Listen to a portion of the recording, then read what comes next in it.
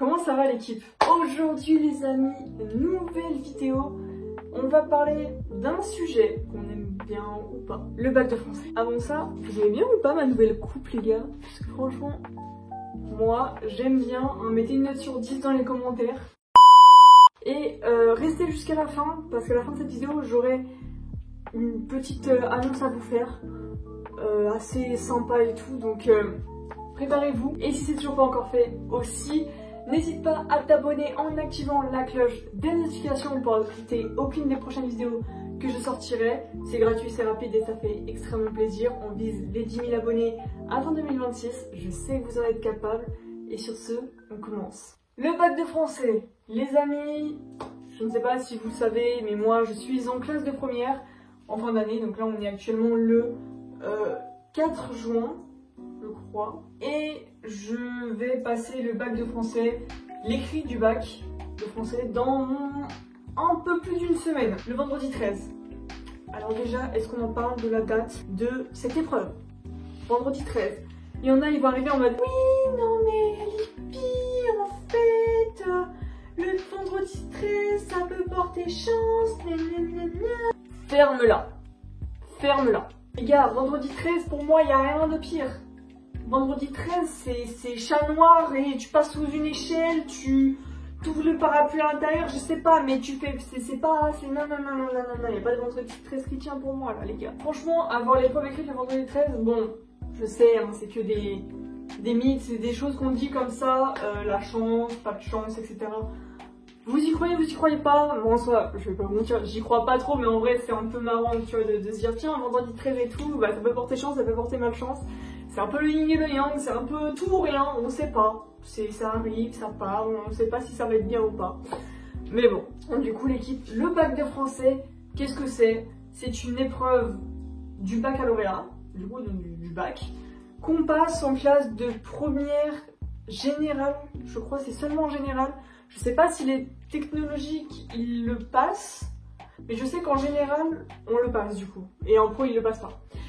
Donc du coup c'est une épreuve un peu avant le bac du coup de terminale, puisque la note peut quand même compter.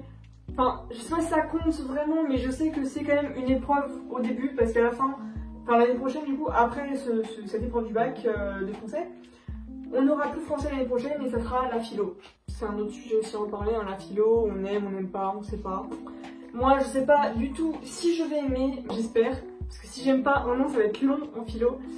Mais bon, on va se débrouiller comme on se débrouille dans les autres matières. J'ai réussi à tenir un an en géopo, je pense que je peux tenir un an en philo, ça peut le faire. Alors, du coup les amis, le bac de français avec l'épreuve écrite. L'épreuve écrite, du coup c'est une épreuve que tu passes, t'as 4 heures, t'as le choix entre deux sujets, t'as un commentaire ou une dissertation.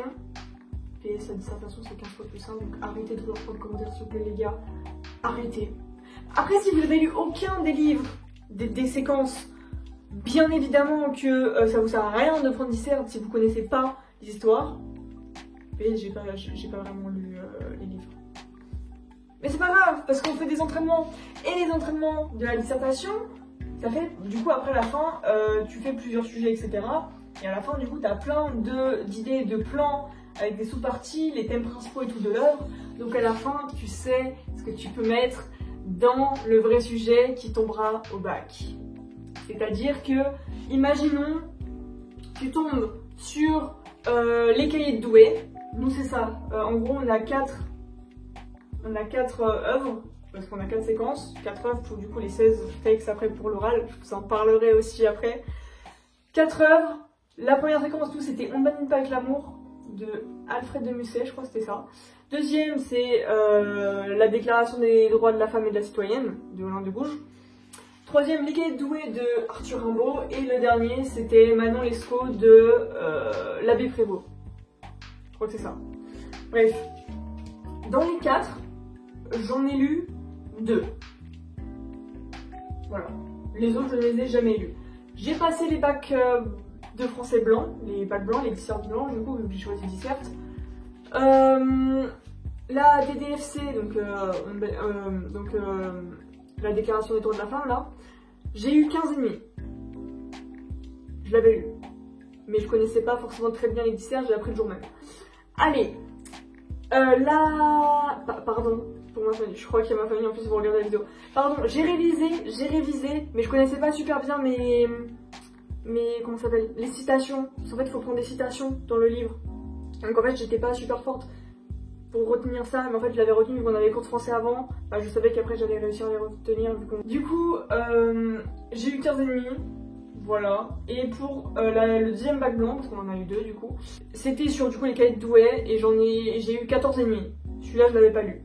Voilà, je l'avais pas lu, je l'ai vite fait lu, genre je l'ai vite fait feuilleté du coup quand on l'étudiait. Et Manon Lescaut je l'ai pas lu non plus, mais je commence un peu à comprendre l'histoire et tout. Épreuve d'écrit de français, tu dois en gros choisir entre du coup le commentaire ou la dissertation. Commentaire où c'est un texte que tu ne connais pas, où tu dois trouver un plan, une problématique, des procédés, genre figure de style, je sais pas, des verbes, des noms, un temps, une conjugaison, je ne sais quoi. Donc tu dois trouver ça pour tout faire ta dissertation. Donc en gros t'as pas de sujet, hein. C'est toi, tu fais ton sujet à partir du texte, chose qui est assez compliquée je trouve, parce qu'en fait je connais pas très bien et tous les procédés d'écriture parce que bah c'est pas le truc où je suis le plus à l'aise.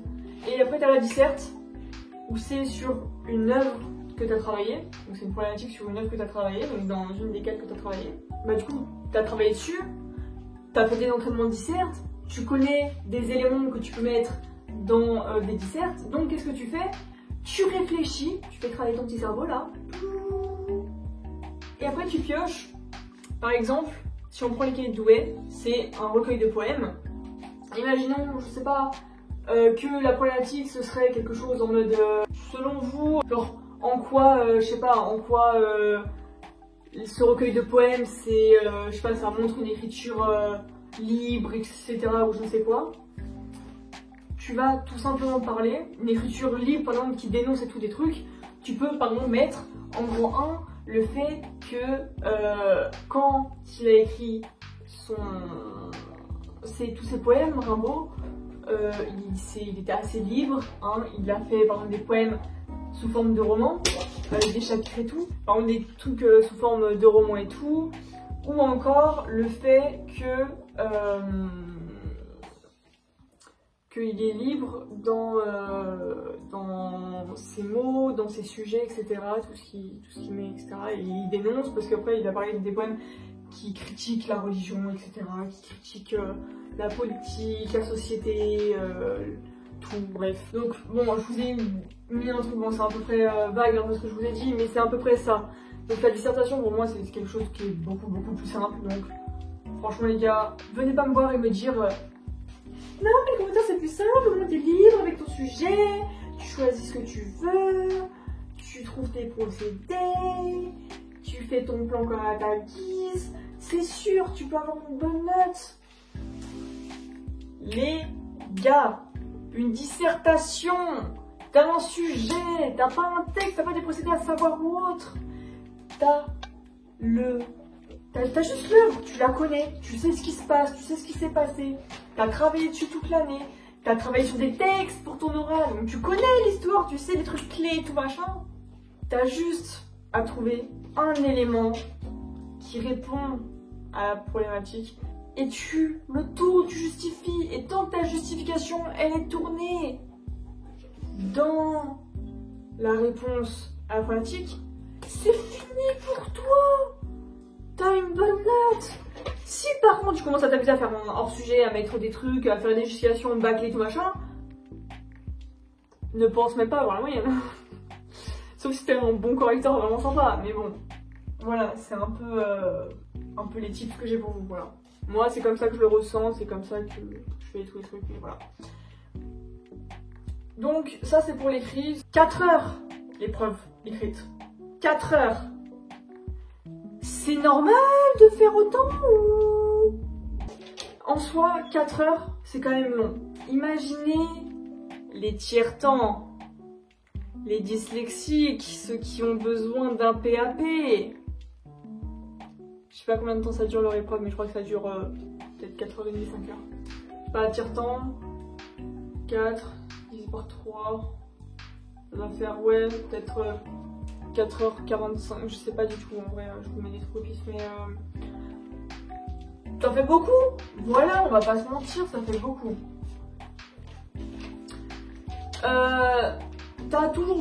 T'as beau essayer de faire un truc, prendre ton temps, faire 1 heure pour le brouillon même, hein, tu peux prendre 1 heure pour le brouillon et tout, à la fin, tu auras forcément fini au bout de 2 heures. 2h30, 3h, allez. Je n'ai jamais réussi, dans les bacs blancs qu'on a fait là, à tenir les 4 heures. J'ai toujours fait 2h30 ou 3 heures. Je ne sais pas pourquoi, me demandez pas, bah après c'est bien parce que ça te laisse une grande marge, parce que 2 heures ça ferait trop long, enfin ça ferait pas assez, justement ça ferait trop court. 3 heures ça ferait trop court aussi, 4 heures c'est un peu long, mais en soi au moins t'as le temps de réfléchir et tout. Mais c'est quand même long, imaginez-vous, 4 heures assis sur une chaise à réfléchir sans pause pour répondre à un truc que tu sais que c'est noté et que tu sais que c'est super important. Enfin, c'est super important, mais genre c'est quand même le bac quoi, c'est une grosse épreuve, c'est un truc...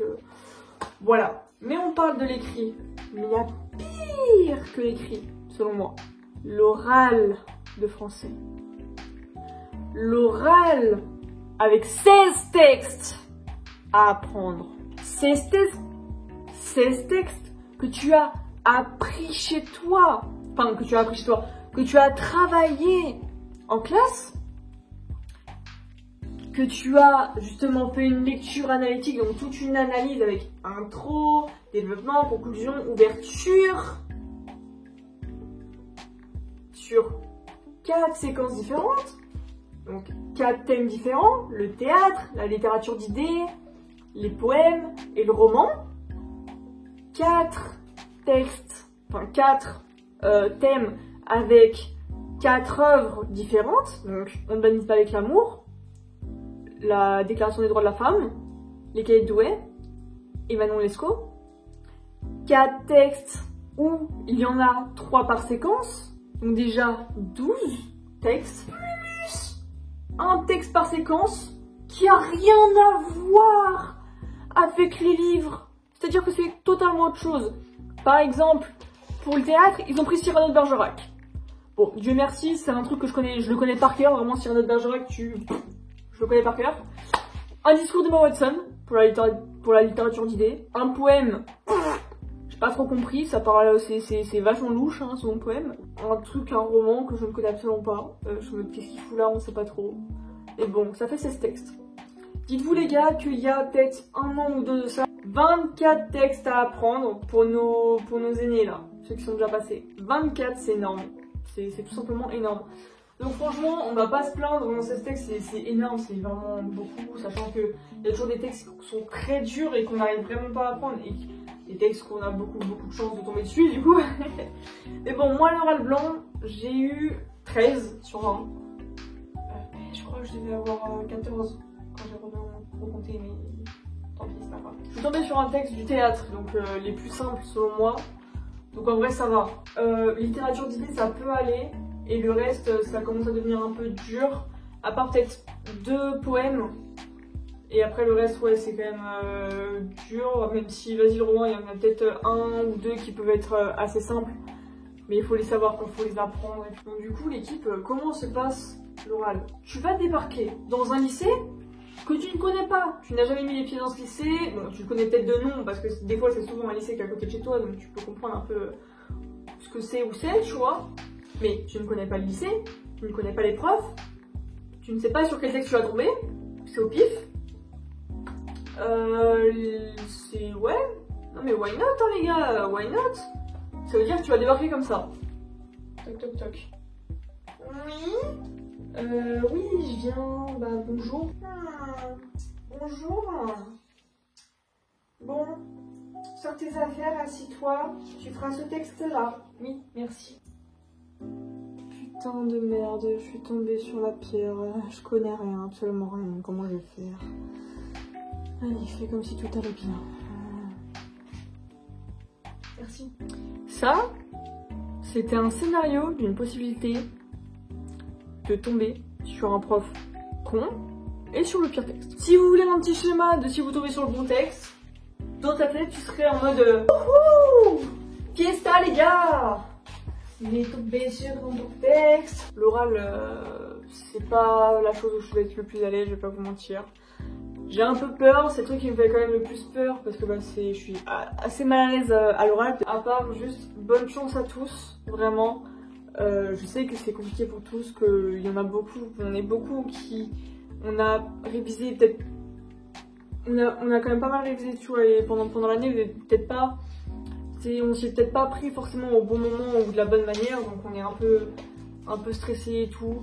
Mais franchement, force à vous tous. Les gars, les gens et tout qui passent le bac de français là, ou même le bac et tout, je sais pas si vous l'avez déjà passé ou pas, je connais pas tellement les dates du bac, mais force à vous l'équipe, j'espère que vous allez y arriver, on va tous l'avoir ce bac de français, et bonne chance à tous, vraiment, pour le 13 juin, bonne chance aussi du coup pour l'oral, je sais pas quand est-ce que vous passez, moi je passe le 26 juin.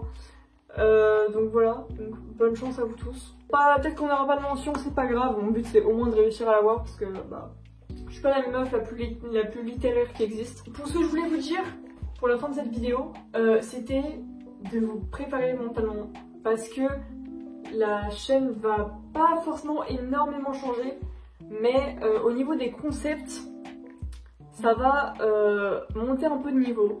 Je vais essayer pendant les vacances, vu que ça va bientôt être les vacances d'été, après le bac, bon, il y a forcément peut-être des moments où il y aura peut-être moins de vidéos qu'à d'autres, parce que bah, c'est quelque chose de compliqué, hein, vu qu'il faut que je révise et tout. Mais là, je prends mon temps pour faire des vidéos, je vais essayer d'en tourner plusieurs et tout à la fois, parce que bah, au moins j'en aurai un peu en rave et tout pour ces semaines, mais si jamais j'y arrive pas, pardonnez-moi pour l'absence que j'ai et tout, parce que pareil, après pour le montage, etc., c'est compliqué pour ma monteuse et tout. Mais cet été, je vais essayer d'être le plus régulière, la plus régulière possible, et du coup, vous sortir des concepts beaucoup plus travaillés, avec des défis comme des 24 heures, réussir à faire quelque chose je sais pas, en 1 heure, des défis fous, etc. Des défis qui sont peut-être pas forcément cool, des défis plus cool, etc. Donc voilà.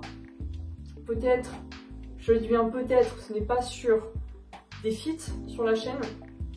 Voilà, donc j'espère que ça vous plaira. Et si jamais vous voulez pas rater tout ça, abonnez-vous, likez, partagez, commentez. Et activez la cloche de notification, du coup pour rater aucune des prochaines vidéos que je sortirai. Merci à tous de me suivre, toujours, de plus en plus. Ça me fait extrêmement plaisir. Et sur ce, moi je vous dis à la prochaine les gars, c'était Lippi. A plus les gens.